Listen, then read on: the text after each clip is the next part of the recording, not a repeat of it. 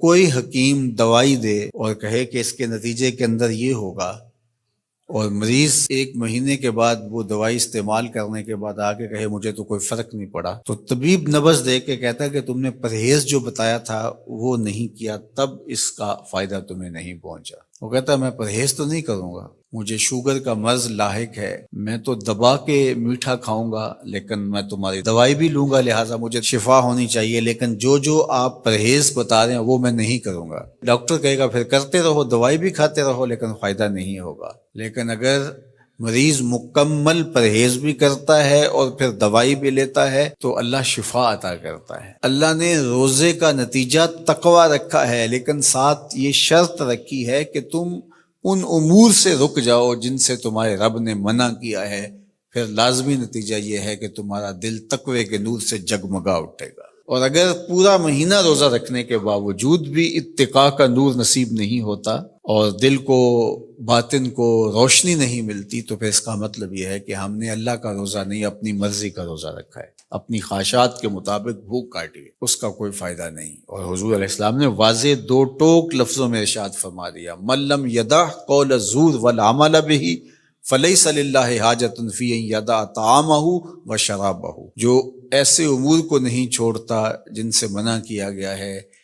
تو پھر اس کے بھوکا اور پیاسا رہنے کی اللہ کو کوئی ضرورت نہیں۔ یہ خوراک بچاؤ مہم نہیں ہے کہ اللہ نے اس لیے روزہ فرض کیا ہے کہ تھوڑا خوراک بچ جائے، نہیں، بلکہ وَيُزَادُ فِيهِ رِزْقُ الْمُؤْمِنِ، ماہ سیام میں تو مومن کا رزق بڑھا دیا جاتا ہے۔ ہر شخص اپنا حساب لگائے تو اس مہینے میں اخراجات زیادہ ہوتے ہیں،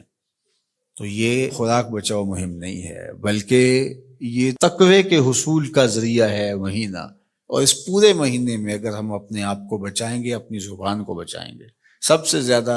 جرائم گناہ ہماری زبان کرتی ہے، ہماری آنکھیں بھی گناہ کرتی ہیں، ہمارے ہاتھ بھی گناہ کرتے ہیں، ہمارے پاؤں بھی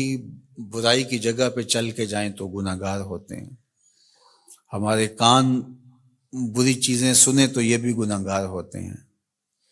لیکن سب سے زیادہ گناہ ہماری زبان کرتی ہے۔ تو اس لیے ماہ سیام میں زبان کو کنٹرول کرنے کا کہا گیا۔ آقا کریم نے فرمایا جب تم سے کوئی الجھنا چاہے اور تم روزے سے ہو تو اسے کہو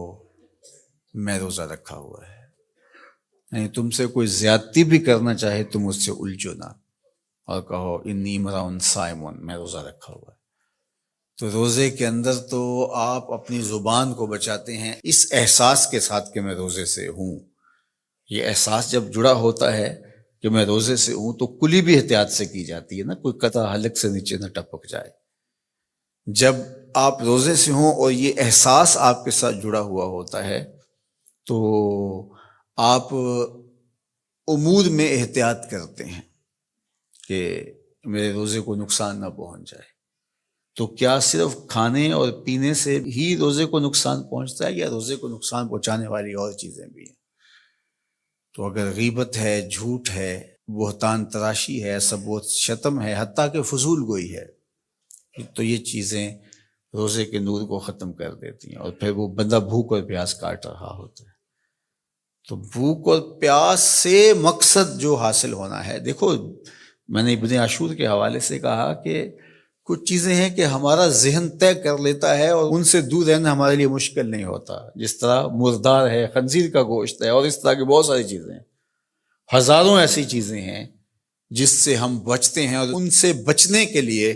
ہمیں کوئی محنت نہیں کرنا پڑتی۔